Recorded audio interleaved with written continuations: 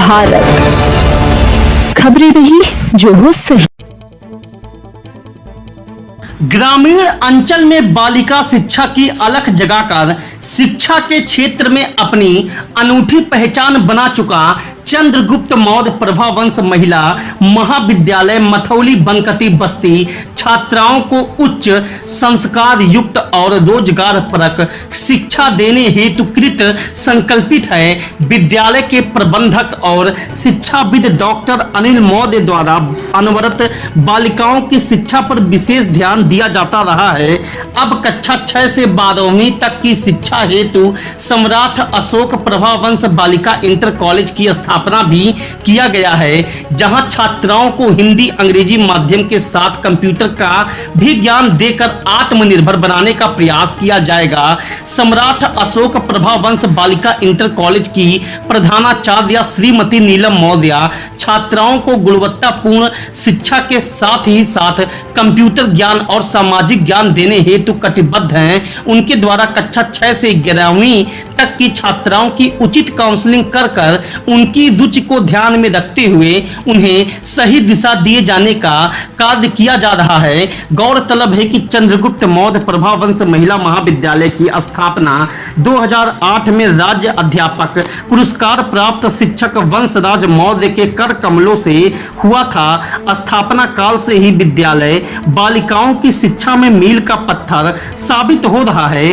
College में उत्तर प्रदेश सरकार द्वारा शिक्षा का नोडल सेंटर भी स्थापित किया गया है। छात्राओं के बौद्धिक विकास हेतु कॉलेज में समय समय पर सेमिनार और व्याख्यान का भी आयोजन किया जाता रहा है। कॉलेज के शिक्षकों द्वारा छात्राओं को सामाजिक क्रियाकलापों हेतु प्रेरित किया जाता रहा है।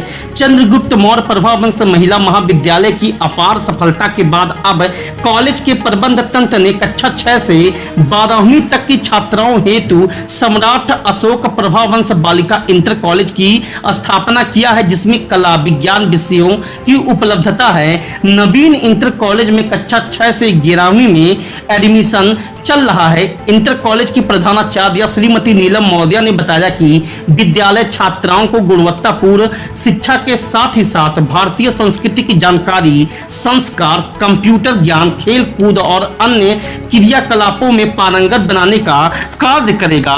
ब्यूरो रिपोर्ट, न्यूज भारत, बस्ती।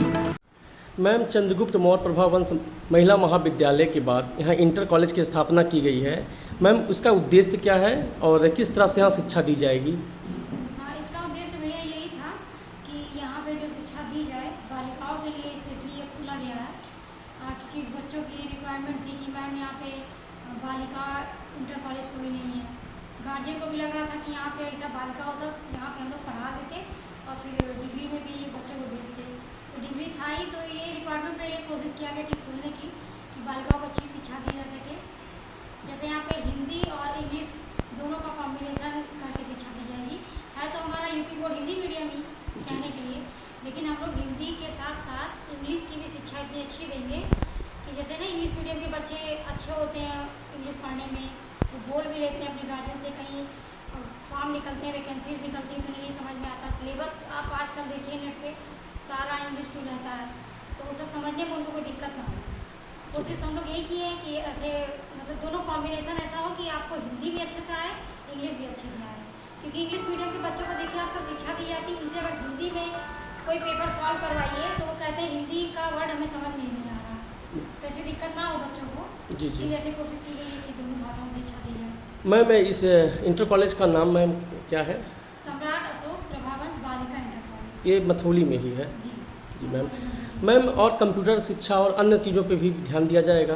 जी, अभी धीरे धीरे सब पे ध्यान दिया जाएगा। जैसे यहाँ बालिका है, पिछड़ा क्षेत्र है, बालिकाओं की शिक्षा पे जोर हमेशा दिया जाता रहा है, तो इस तरह से आप भी बालिकाओं को अवेयर कर रही हैं कि वो शिक्षित हों और आगे मुख्य धारा में आवें?